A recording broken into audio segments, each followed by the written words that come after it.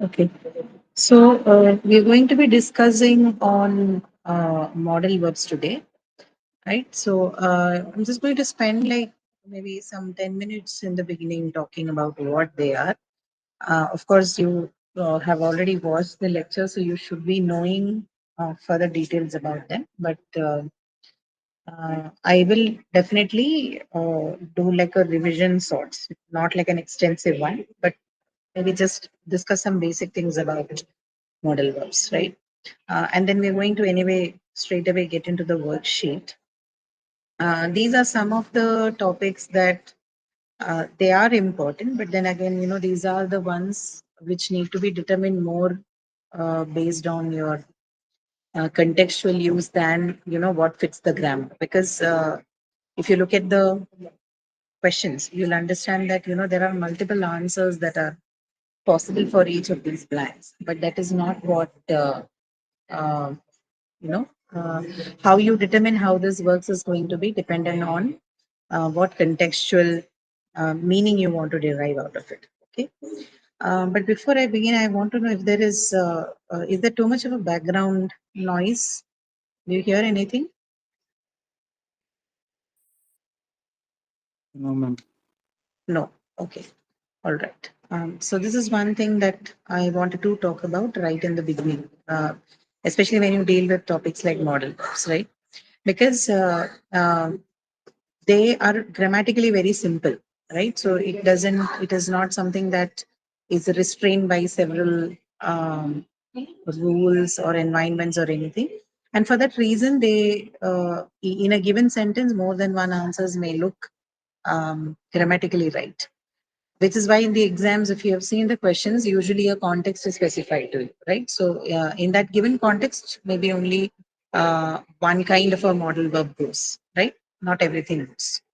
So for you, as far as your understanding of the concept is concerned, you are required to also understand when and where these model verbs are used, right? So we're going to begin talking about them first, a little bit on what is the functional approach to model verbs, right? So, what are they used for, right? I think on the worksheet you see, right? Focus, expressing certainty, possibility, willingness, obligation, necessity, and ability, right? So, these are called modalities of expression, right? I'll just leave some of those things in the chat for you to take a look at some points just so that you know what we are discussing.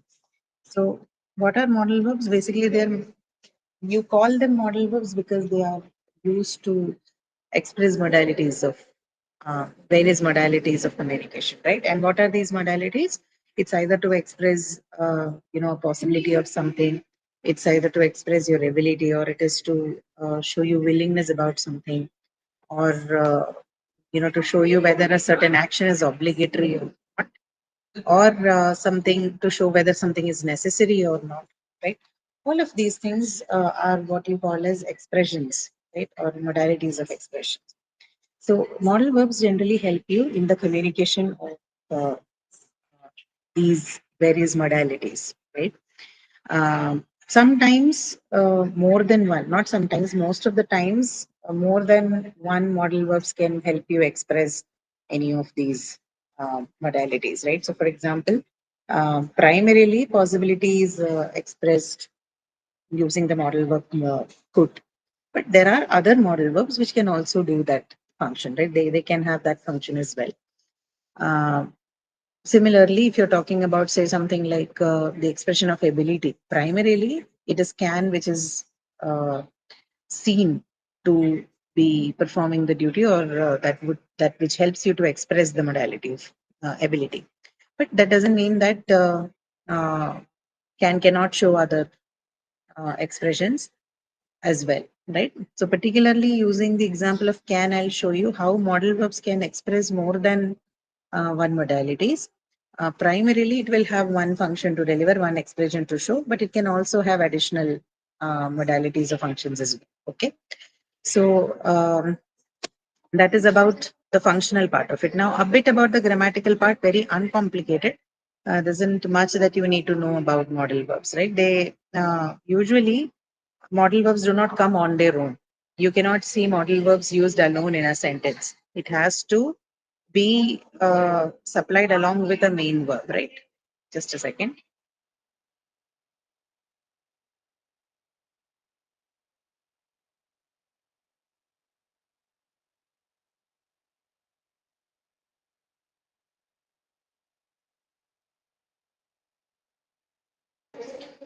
Right. So usually the form, the grammatical form would be usually a modal verb plus the right. So something.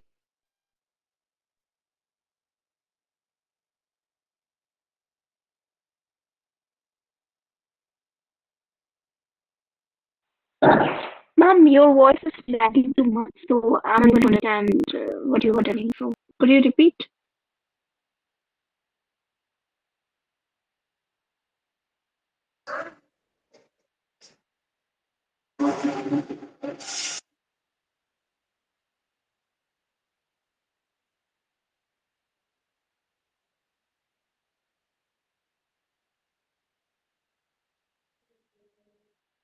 Okay. So we were saying that uh, grammatically they usually appear as modal verb. It's in your chat. It's a modal verb plus the main verb, right? Usually that's how I. Usually that's usually you can find them in a sentence. So let's look at an example from a sentence. Say something like, I can swim. Right. So this is a demonstration of basically that the modal verb and then the main verb along with it. Right. That's usually how they're found. So you will never see modal verbs on their own. They always have to be accompanied with another main verb, right? It's like a helping verb, right? So which is why sometimes modal verbs are also referred to as the modal auxiliaries. Sometimes you also hear the word modal auxiliaries. Okay. The reason being they work exactly in the same way as uh, an helping verb. As helping verbs do not occur on their own, they need to have a main verb along with them. Same goes for the modal verb.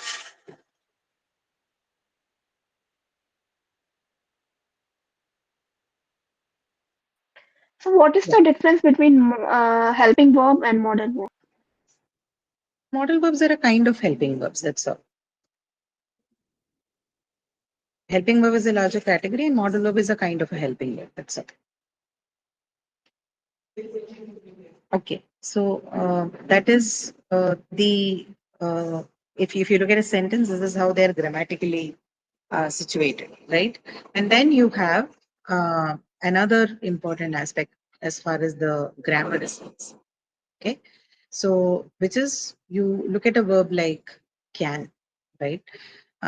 What are the other helping verbs? What are the other helping verbs that you have in English? Not the modal verbs, but the other helping verbs. Is, am, Yeah, yeah, that's right. are, Yes, yes, you're right. Vanshi. yeah, might. No, no, may and might are they are modal verbs. They are not helping verbs. I'm asking about the other ones. So yeah, I think someone has already commented.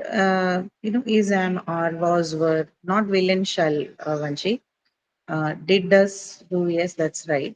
So these differences, these verbs that you have, these are usually the helping verbs in English language, right? But what is the difference here, if I ask you?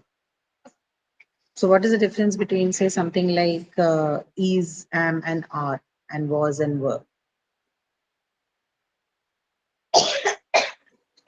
Is, am, and are about the like singular and plural thing. Is used for singular thing, and Mm. are is used for plural, and Yeah, am is used with I. Yeah. yeah, yeah, yeah. And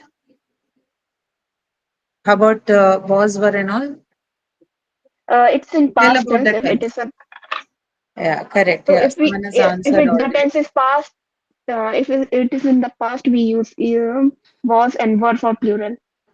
Yeah. So the primary difference is that they also show you tens, right? So they can show you number, they can also show you tens. But this is not the case with modal verbs. Any one of them, if you look at them, they do not have tens on them. So they don't inflect because there's a change in the tense. So is becomes was, are becomes were. All of these changes are possible with other kind of helping verbs, like do becoming did, and or do or does becoming did. But this is not something that you'll see with the modal verbs, right? Constantly, whether the, whatever you want to convey, the modal verbs are not going to express tense on them. So they're also known as tenseless verbs, right? There are prepositions where people tell you about, could being the past tense of can or would being the past tense of will. This is not a sound idea, right? This is something that I think archaic grammar books would tell you, but when you're discussing them as modal verbs, each of them have different functions. Will has a different function, would has a different function, could has a different function, can has a different function. They are not the past and present counterparts of each other. So you need to understand there are no tense, right? No tense is how modal verbs are looked at, right? We do not. They are incapable of showing you anything about the time reference of the action. This is a grammatically very important point about the modal verbs, right? This you need to keep in mind. And every time you have a modal verb in a sentence, you should know that that sentence. Why is this the case? Because that sentence is mostly just an expression of the modality. It is just simply telling you about an expression such as possibility, ability, willingness. This is not. These are not expressions that are associated with past or present, or for that matter, any time reference, right? So it's only natural to say that the modal verbs do not carry any tense. They don't have to carry any tense on them. So this is one important part with respect to the grammar of the modal verb, right? And structurally, if you talk about it, one knows that it is not an independent verb like your other forms of helping verb or your main verbs. This has to be always associated with a main verb in order to make the sentence grammatical, right? And then, if you're going to talk about the modal verbs as such, you have 9 core modal auxiliaries in English. Yeah, uh, just a second. Auxiliaries, 9 core model auxiliaries. Plus, you have what you also refer to as the semi-modal verbs. There is a slight difference in the grammar or the way grammatical construction happens in semi-modal verbs and the core model auxiliaries. We'll first talk about the core model auxiliaries and then we discuss the semi-modal verbs. Okay. So core model auxiliaries, what are they? You have can, you have could, uh, you have will, you have would, you have shall, you have should, then you have may, you have might, and then you have must, right? These include your core models, right? So can, will, would, shall, should, may, might, must, right? All of them, 9 of them. So they are the core model auxiliaries, which do not carry any tense on them and which need the help of a main verb to make the sentence grammatical. And by virtue of which, you can also convey uh, the various modalities as we talk about, right? So um, each of them have a primary function. If you're talking about a model auxiliary, the core auxiliary, each of them has a primary function and it has other secondary function. And by function, I refer to this various expressions, right? Like we discussed, ability is shown by what? Can. Can's primary purpose is to show ability, right? But then can is also used in other circumstances for showing other expressions. So let's look at a few examples. So remember, primary expression is ability for can. So if I have a sentence like, I can swim, right? This is what? This is an expression of, this is the actual expression of ability. I can swim, shows your ability to swim. Right? Then, if I'm going to talk about, say, a different sentence, right? Something like, can I borrow your pen. What is this? Is can used as an expression of ability here? It's interrogation, it's for asking. No, no. That is because it's a question sentence, but my Yeah. uh, question is about what is it showing? Is there any expression that comes through? It's definitely not ability. Then permission request. Permission. Yeah, yeah, very good. Permission, right? So this is also a case where can is used for permission, right? Now, next sentence, I can drop you at your place on the way. If this is your sentence, then is can used as, ability. I can drop you at your place on the way. Does it show your ability to drop a person somewhere? What is it? The person is Yeah. making an offer, right? No, it's not Yeah, you're ability. right. It's not about ability, right? I'm not saying, I have the capacity to drop you. When I'm saying a sentence like this, I can drop you at your place on the way. That's not ability. I'm making an offer, right? It's a polite offer that I'm making. That I give you this offer of dropping you at your place, right? So this is one.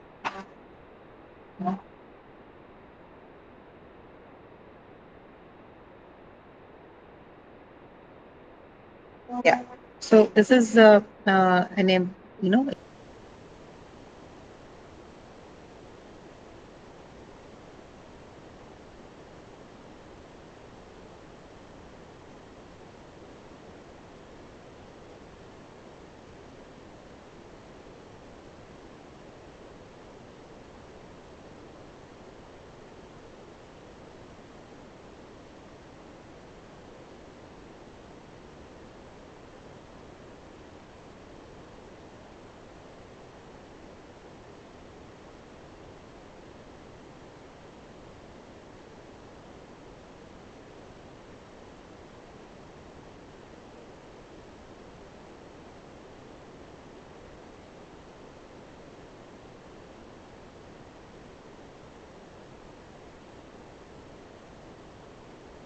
oh my God.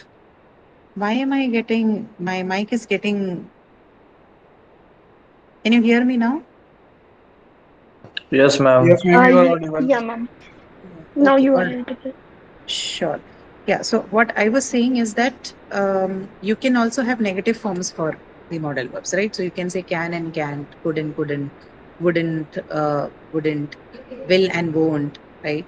But may and might, usually people would prefer to say may not and might not. People may not want to say mayn't and mightn't. Mightn't, you can see it in some literature somewhere, but that is again a very limited kind of a use. It's not wrong, but mayn't definitely does not exist. Mightn't, you will not hear a lot of people using it. People would generally prefer saying might not over mightn't. And of course, mustn't, right? Must, you have mustn't. And then for shall, you have shan't, shan apostrophe t, right? And then for should, of course, there's shouldn't. So this kind of distinctions are negative forms of modal verbs are also possible. But remember, whenever you use them, most of them, except for maybe may and might, you will use them in the contrastive form. That is the, couldn't, wouldn't, uh, won't kind of forms. That's called the contrastive form, right? So, um, in the case of can, if I'm using the negative form of can, right? If I'm going to use it in a sentence, let's say, uh, she fell, second last, she fell sick yesterday. It can't be the virus. Okay, so you have something like this. This is your sentence, right? She fell sick yesterday. It can be the virus. So you're using this as a model verb here, but this is the negative form of can. So what is the meaning here? Certainty. It can't be the virus. Yes, this shows certainty. I'm saying that it could be anything, but it can't be the virus, right? So to express certainty, you're using the negative form of can. See here.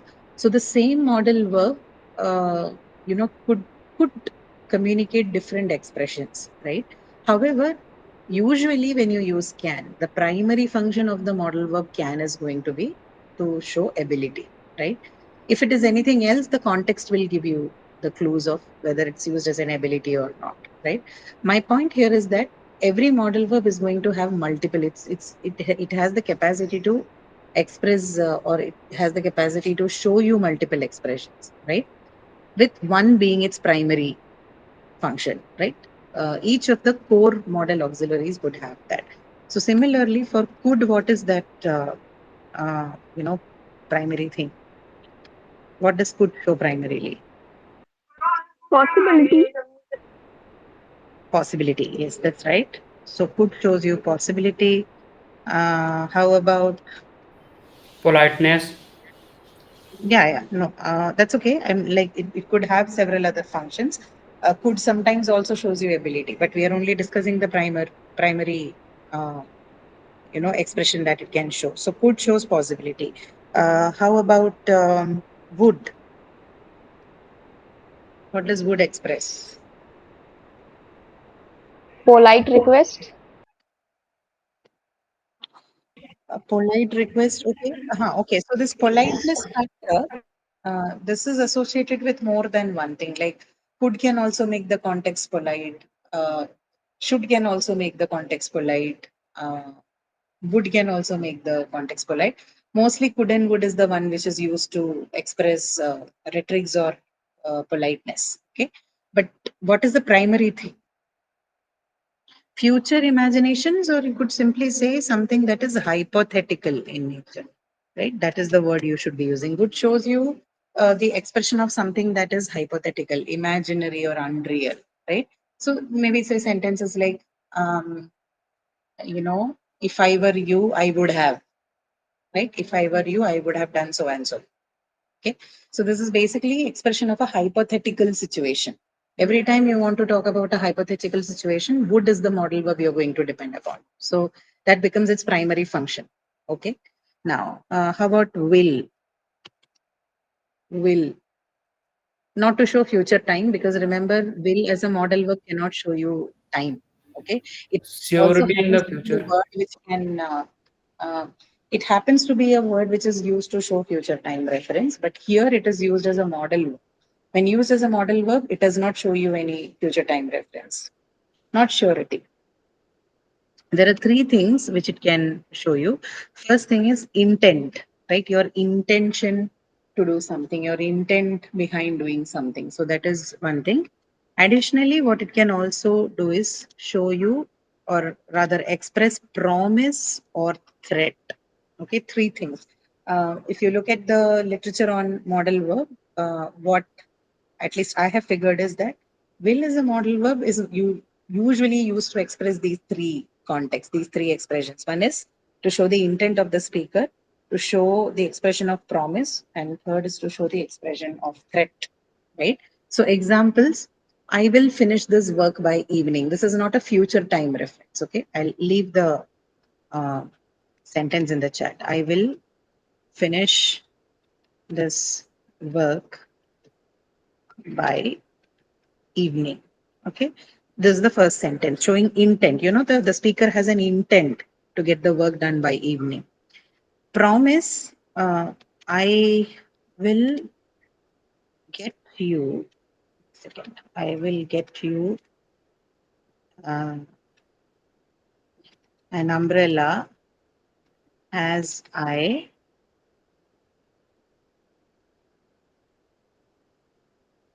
get, I come back from the market. Okay. So look at this one. I will get you an umbrella as I come back from the market. Right. This is a promise. Someone's making a promise. Third one. I will, or let's change it. The teacher will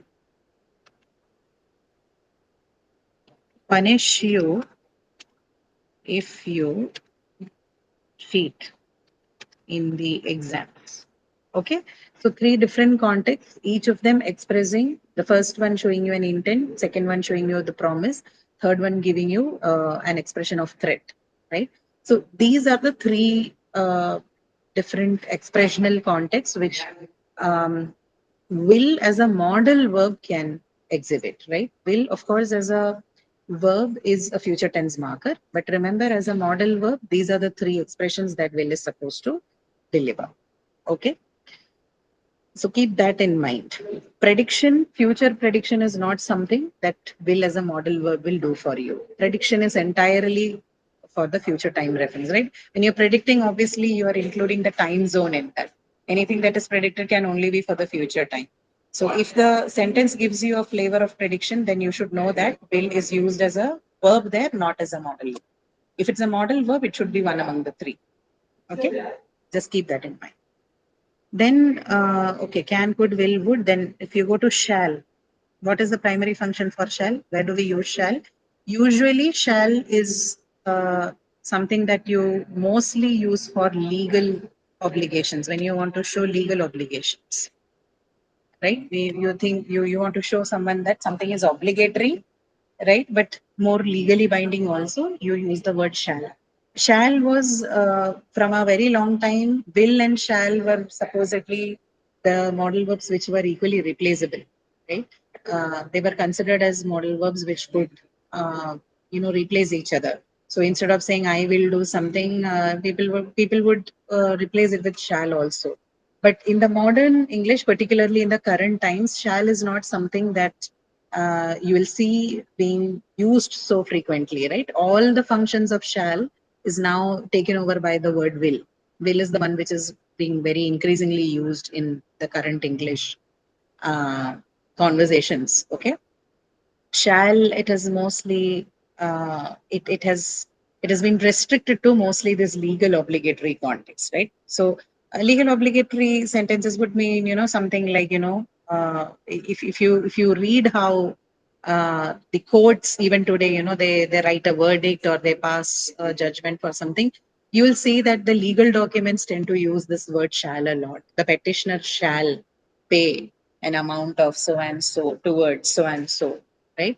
So they use this word shall, but I think maybe in the as time progresses, shall might ultimately lose that function as well. I feel like will might take that role as well.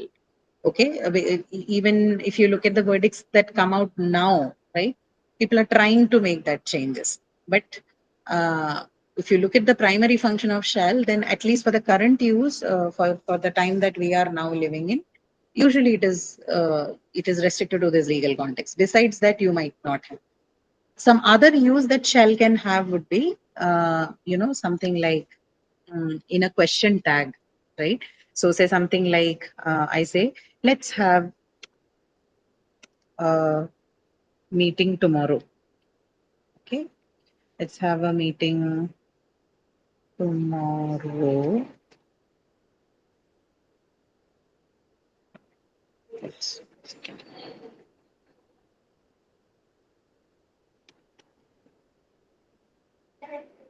have a meeting tomorrow. Shall we? Okay.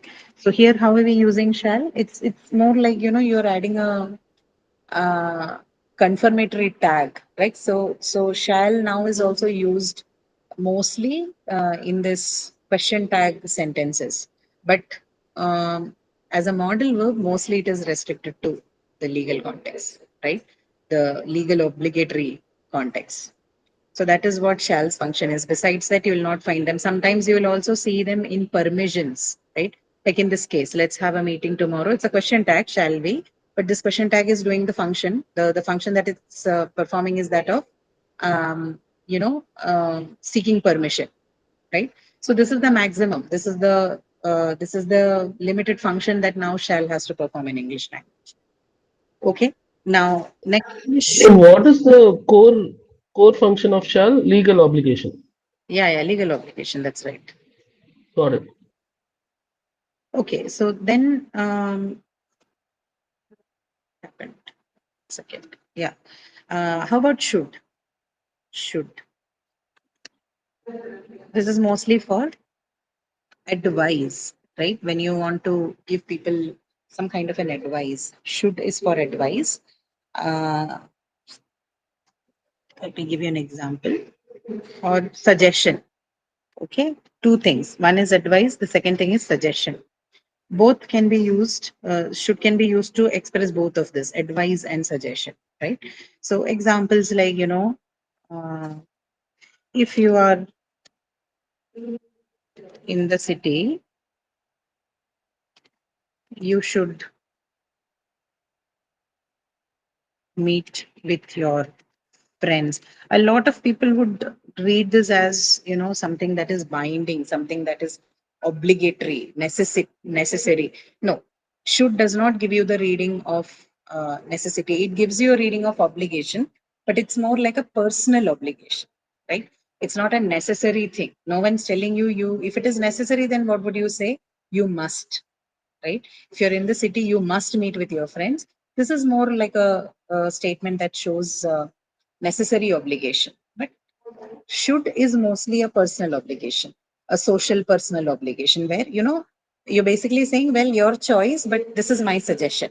If you're in the city, you should meet with your friends. I suggest that you meet with your friends. I'm not telling you you must meet with them, right? So if it is a suggestion, if it is an advice, then should is the modal verb that you use, and this is the primary function for should also, advice or suggestion. Okay. Then comes may. May and might, I would like to take them together, because may and might, again, like could, are modal verbs which express probabilities, right? Or possibilities also. Probability and possibility has a slight difference between each other. Uh, Probability is about the likelihood of something to happen. So the moment you say likelihood or chance, we are looking at how likely, like how much of likelihood is involved in it. How likely is it to happen? So I can say something would happen 100%. That you're highly, something is highly likely or something is not very likely. But this possibility, this kind of range or gradients is not possible with a possibility related expression, right? Something is either possible or not possible. But in the case of probability, there is a gradients. You say something is highly likely or not likely to happen. So may and might basically deals with that. If you're using may, then you're saying that there is a higher chance or highly likely event to take place, right? So I'm going to put highly likely here for uh, may, or higher probability, possibility. Okay. Although I say possibility, you should know that we're referring to a likelihood, right? Because if you look at the dictionary, the word possibility, sometimes, some dictionaries would say likelihood. It will refer to its meaning as likelihood, but there is a slight difference between both of them. The difference is that likelihood has a gradation, but that may not be possible in the case of possibility. Something is possible or something is impossible. There's nothing called 50% possibility. If you're talking about gradation, then it is a probability. You're saying there's 50% probability, 50% no probability for something to happen. You have learned probability in school, right? So you know what it means, right? Isn't that so? You throw a dice, what is the probability that Yes, yes, yes. yeah. So this is exactly that, right? This is the logic we are using. Okay, so may is something you use when you're indicating that there is a higher probability, a higher chance, higher likelihood of something to happen, right? But you say might, it is usually used to show that there is a less likelihood of something to happen, right? And it could be as simple as, say, a rain, right? Let me first write this down, and I'll give you the example. Not likely. Second, not likely.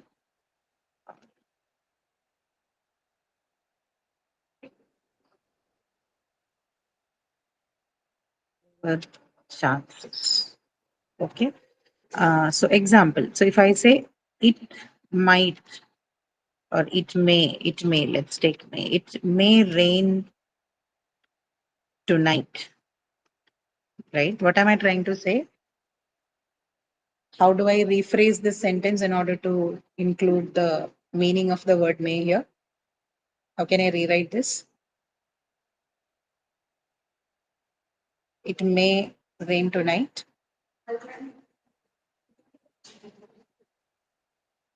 It is highly likely that the rain would happen, right? It rains, right? It is highly likely that it rains tonight, right? That is the meaning of it may rain tonight. If I say it might, then it might rain tonight. Can you try giving me the answer? No chance. No chance, or let's say it is No, less no, no likely. chance. No chance. No, more than no It chance. may be rain We more don't know more. it. No chance. We do not know if it is a no altogether. But what we're trying to say, it is less likely that it rains tonight. Okay. So more likely, less likely. That is the point here. Okay. All right. Then what else what did we leave out? In this reference, how will could be placed? Could means no high or what is it? It Sorry, could come again. rain. It How could is rain. could placed here? It could rain means It could rain means you're saying there's a possibility that there would be a rain. okay, You're not giving them possibility. whether it is less likely or more likely. You're just Okay, indicating a okay, possibility. That's all. Okay. okay. Ma'am, may is also used for giving permission. May I go there, like that? Yes, definitely. That is there. Those kind of expressions for polite permissions and formal expressions that exist, but we are more concerned. We are looking at the core functions right now. So those things, yes, they definitely you can use them. May being the most formal actually among all the could and would and all that. Okay, and then you're just left with the last one, which is must, right? Must is what I think I just told you about, that necessary obligation. Right? It is about obligations, but then this is about something that is necessary obligation, right? So, mm, you must, or let's say you must not, okay? Mustn't, shorter forms. You mustn't park your vehicles in the no parking zone, right? What is this? This is binding. This is a necessary thing. You have to abide by this. There is uh, no choices or options available. This is necessary. This is a necessary obligation. You need to follow this, right? Uh, but this must is a very it has another use also. Uh, so look at a sentence like this. Uh, you have been working all the day. You must be tired. Now, here, what is this doing? Is this obligation? This is a necessity? What is it? You have been working all the day. You must be tired. What is the sense that the modal verb must is conveying?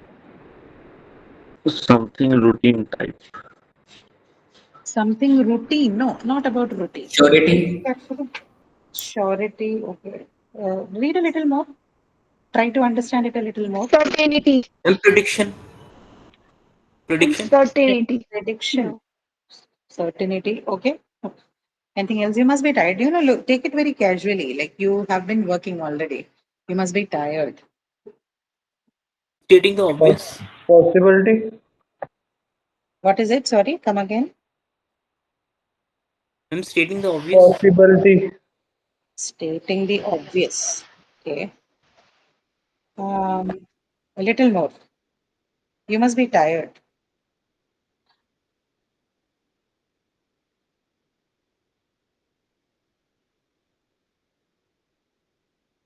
Possibility. Okay, somebody is saying possibility. Okay. Hmm. deduction. Okay. The answer is deduction. Okay. When you're deducing something from the context, deduction or conclusion, but most importantly, deduction. If you're making a deduction based on a context, based on some evidence that you have, then you use must in such situations. So you're deducing, right? You have been working all the day. You must be tired. I'm making a deduction from the given context that if someone has been working the whole day, they are tired. My deduction from the context is that, or my conclusion that I'm making from the context is that they must be tired. So must is also used to make this deduction. When you're trying to indicate or you're trying to tell people that you're deducing a certain, result or reducing a certain conclusion based on the evidences provided to you or what you have at hand, then must is usually used to indicate that. Okay, expressing a strong, you could say deduction or a strong logical certainty. It's not ordinary certainty, but you could also say logical certainty because you're deducing from the context. Okay. So one uses of this, and this is a highly important function of must, especially when used in the conversational English, right? Very commonly, you can figure this in the conversational English. Ma'am, These are the, yeah, they must be at school. Here must also same they deduction. must be. No, but where is your context? They must be at school. Without the context, this doesn't work. If you're not able to provide a context, then this reading of must will not work.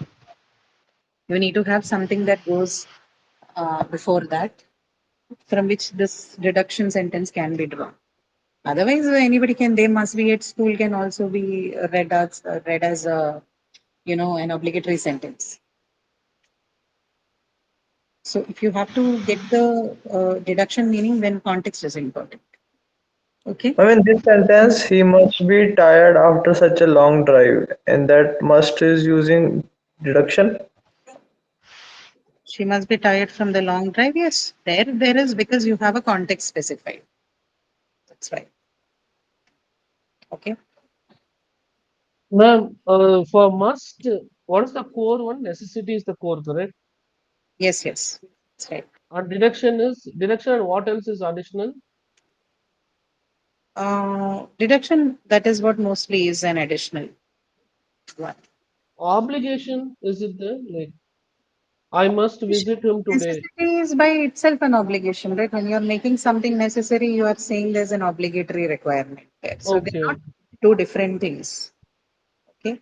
Obligation you will see across the model goes. You have shall, which shows obligation, but a legal obligation. Should, which is again obligatory, but it's more like a social personal obligation. And must is more like a necessary obligation.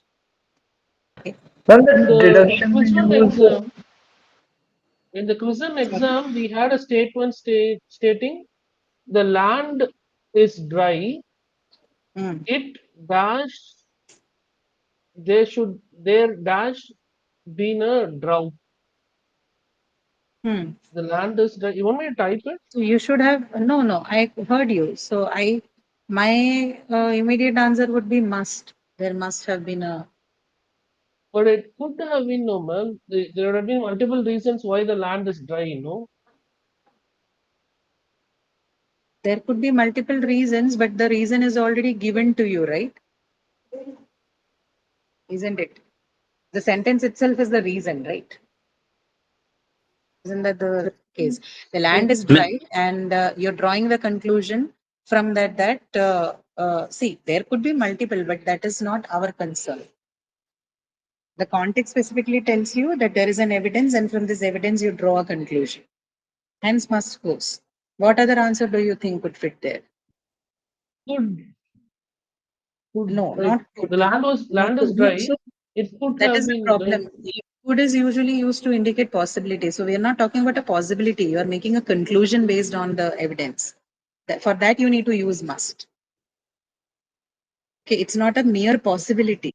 It's based on an evidence. You're saying that yes, this is a deduction that I'm making from that. Possibility expression doesn't work in such context. okay, deduction. Got it, man. Yeah. Thanks. Yeah. Okay, so now if you look at the semi-models, right? I think we'll discuss a bit on semi-models. I don't think we'll have enough time to do the worksheet. That's okay. Next week. Ma'am, Uh, uh, but in many sentences we use be with must. There must be a drought. You must be tired. We yeah, are using modal auxiliary, then helping verb, then a main verb. yeah, that is not a problem. That isn't a problem. Oh, okay, ma'am. You can club together verbs. That's not a problem. In English also there is serial verb formation. Sometimes you will have to use multiple auxiliaries together along with the main verb. That is not a problem. Okay.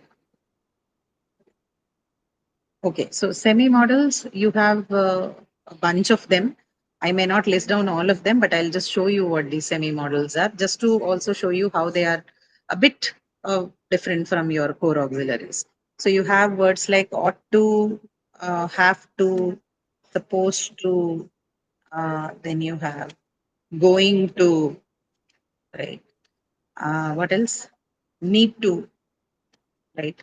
And when I say have to, it also includes had to. Okay, there maybe I should write that up. Had to, ought to, supposed to, going to, need to, used to, right? Used to. Used to, just a second. Uh, do we have?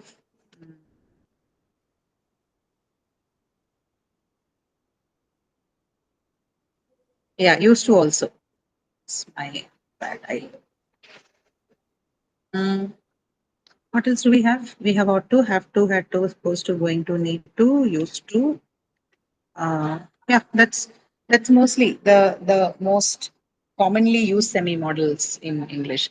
Ought to, have to, had to, supposed to, going to, need to, used to. Right now, if you look at them, uh, uh, these are the verbs which can usually take. So if I compare, let's take the first one, going to. Going to, how does it behave? If I say it is going to rain, right? If that is my sentence, Will. I'm basically saying that it could rain, right? It's an indication of possibility. So it is going to rain, or it could rain, right? Indication of possibility. Okay. If I want to make it plural, say, uh,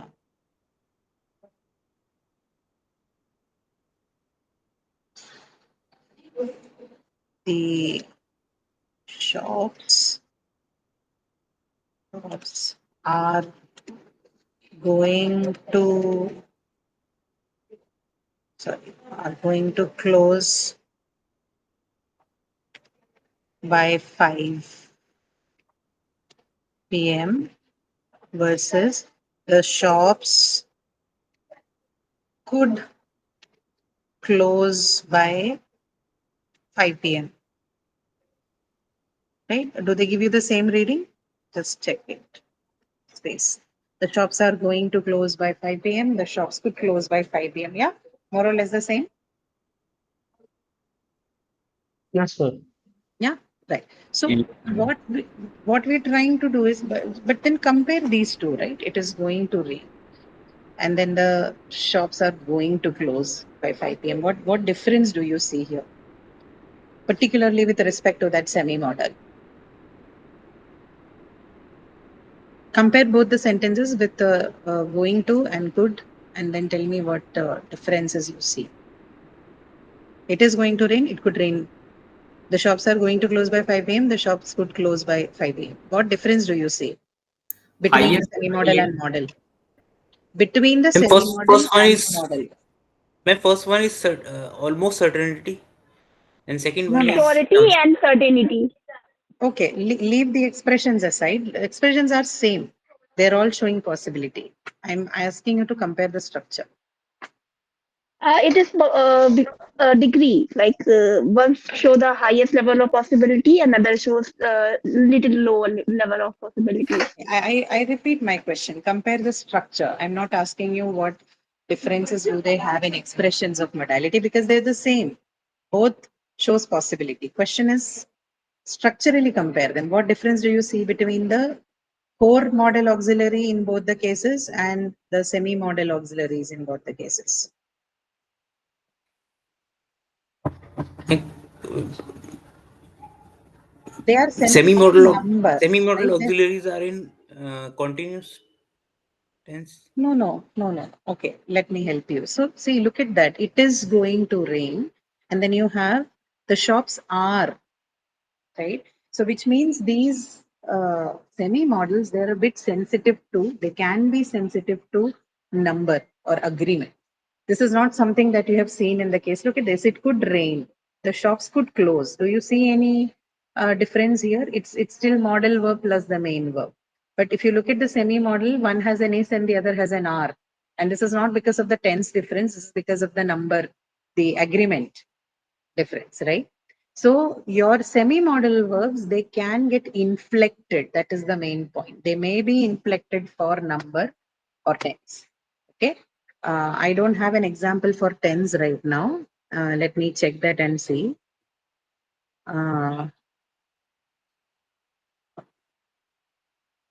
What can I say? If I'm taking the rain example, I think I'll take something else because it is going to rain as a different kind of a sentence. Let's see. We'll do it with have and had thing. Let's see. Yeah, okay, good example. I think I can use this. She has to leave now. I'm taking a different example to show you tense better. Okay, versus she had to leave early yesterday. Look at these two examples. She has to leave now. She had to leave early yesterday. What does has to uh, and had to do? What are they?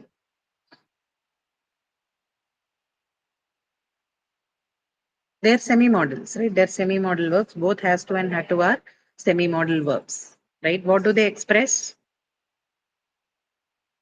When I say she has to leave now, how can I rephrase it using the core auxiliary? She must, right? She must leave now. Yeah. Or yeah, she must leave now, right? If I'm doing that, then has to and had to is a kind of semi-modal verb. Both are semi-modals that give you expressions of necessity, right? But you see that semi-modals can inflect for tense. Has to leave now, had to leave early yesterday. So it can give you a sense of the time. This is not something that the core auxiliaries can do. Got this? Yeah. So primary difference between them would be that the core model auxiliaries, they do not show tense, right? Their duty is not to show tense. However, in semi-modal verbs, because they're called semi-modals because they behave like the modal verbs. Like in the case, has to, had to behaves like the must, right? Is going to behaves like could. That is the reason they are called semi-modal verbs. Okay. They give you a flavor of the modal verb, so they're called semi-modal verbs. But as opposed to your core model auxiliaries, they can inflect for tense and number, right? Number in the previous case that we saw, it is going to rain and the shops are going to close for the subject to agree with the verb, right? Subject verb agreement. And the second case for inflecting for past and present. This property, however, your model auxiliaries will not have. This is the primary difference between them. Otherwise, semi-modal verbs are usually the kind of verbs which can behave like or can give meanings that are similar to that of a model, right? So ought to, we looked at has to, had to for must, and is going to, are going to show could. How about ought to? What do you think ought to?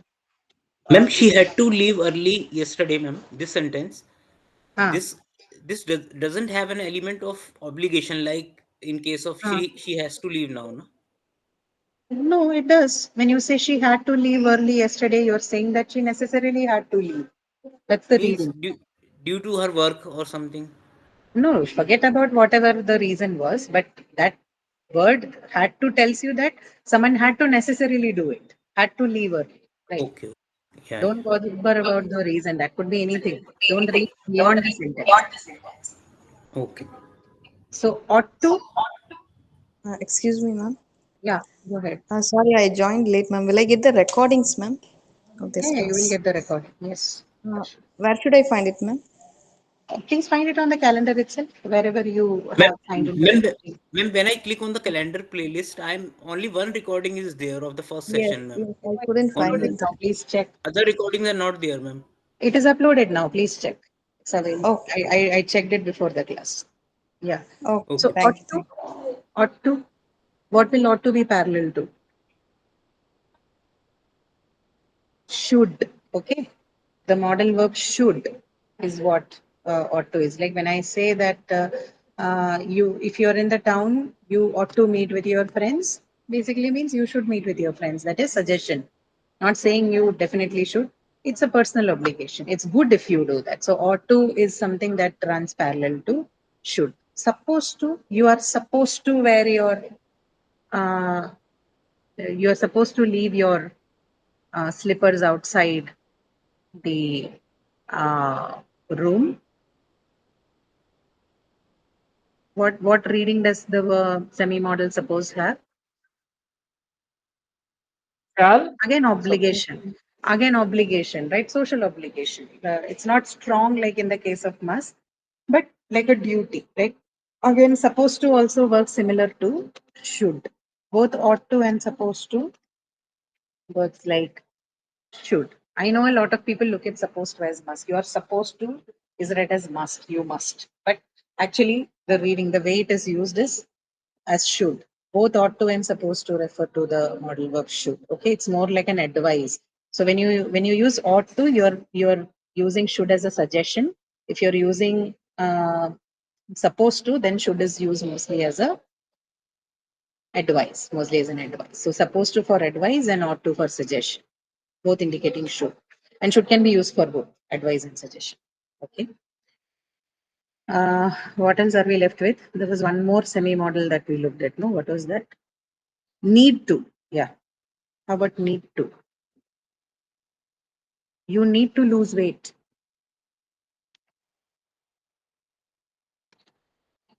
Need to. Must. Yeah. Must. Yeah. Correct.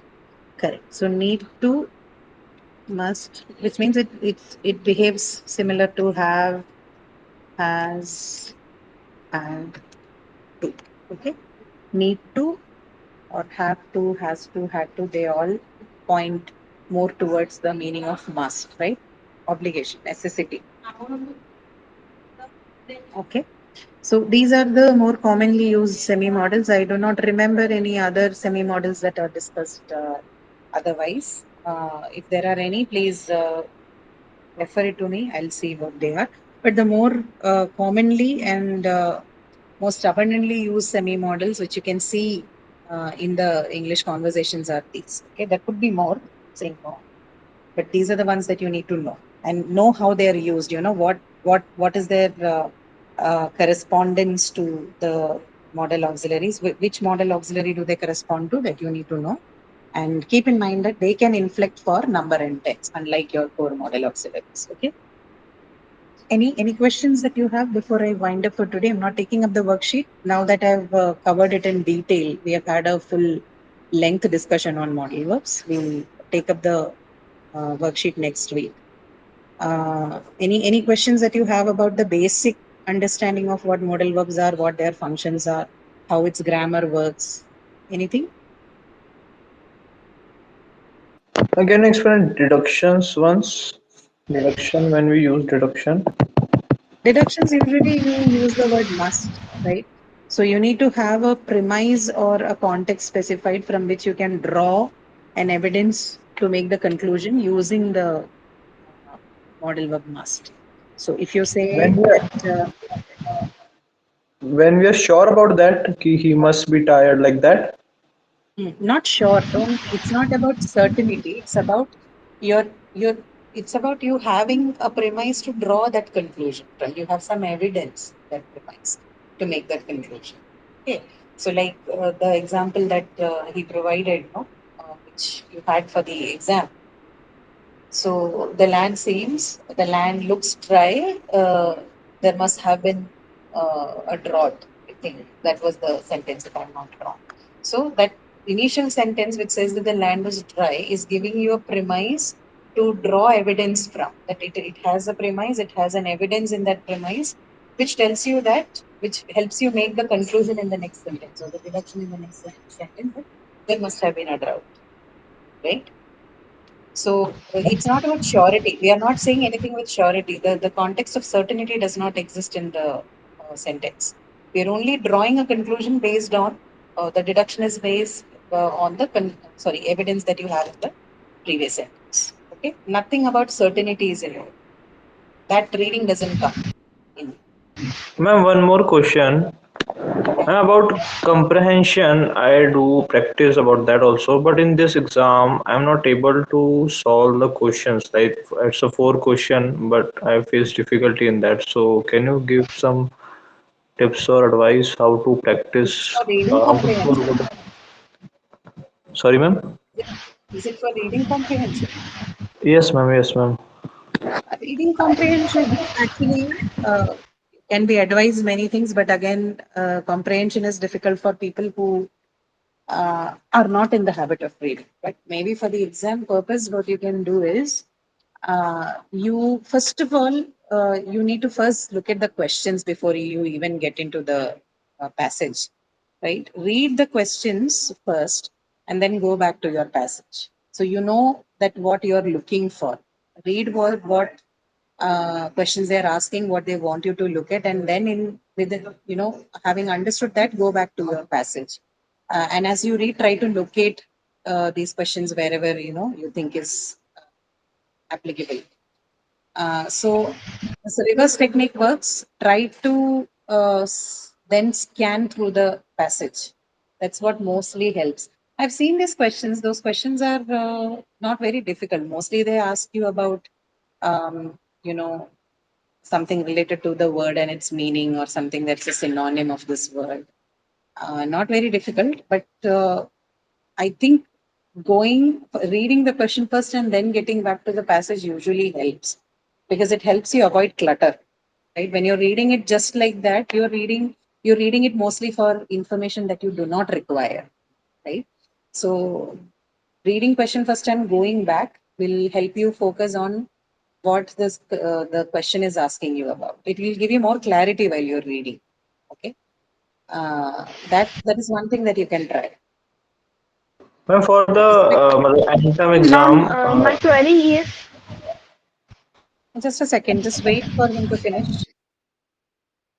ma'am, for Yeah, the are you NTEM done? exam, no, ma'am, for the NTEM exam, ma'am, what should I do? Like, I do read the books, or I can do anything like? For the reading comprehension, reading a book will not help you, but that will help you for the larger language acquisition. For exam, you have to practice more with the reading comprehension kind of questions, right? Go online, you will have plenty of them available on the internet, right? Do practice some comprehension questions based on this. Try to work on comprehensive questions that are at the undergraduate levels. Do not look at those intermediate elementary level exercises. That would be too easy for you.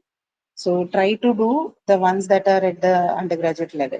It should be easier. Something that is a little longer, a passage that's a little longer, right? Which is at least about, say, 250 words long, half a page or 1 page long. Do not use those, one paragraph kind of comprehensions. Read a bit longer passages so that you get into the habit of trying to locate this, scanning information when necessary. Do that. But do Ma'am, not, what type of question I will expect from in NTEM, like in comprehension? I cannot answer that question. We do not know. At this point, you cannot know that. But it's mostly going to be the same. um, Okay. Ma'am, Okay. Thank you, ma'am. ma'am, there are like you said, we can replace certain words with another words, and a word can be used like two words can be used for expressing the same thing. So Hmm. if options were given in the exam where we can use both the things, so how can we like know that I which think, option is correct? Like there will be a lot of confusion. can you please tell me the question instead? Because it's difficult to answer a question like this. What was the question? If you can I am recall it. stating that if there is a question which has I mean if there is a sentence which can be made by can or also by will, Ah, so which option should I choose like so in that? the exam, you will be given a context. Usually, all exams, especially when there's a question in model work, the context is very specifically given. So you Okay, don't have to worry about that. They will definitely give you a hint. I think they either call it the context or hint. They give you a hint or something to specify the context. okay, thank you, ma'am. Yeah, no problem. Okay, all right. Then we'll see next week. We'll look at these questions. I think if there are other discrepancies or any confusions in understanding them, we'll, I think, discuss them in the next class. Okay, I am sure there will be some questions which might give us some trouble on, discussing on deciding on what could be the right answer or the most appropriate answer for that. We'll see them next week. Okay. All right. Thank you, everyone. See you next week again. Thank you, ma'am. Sure, sure. Thank you.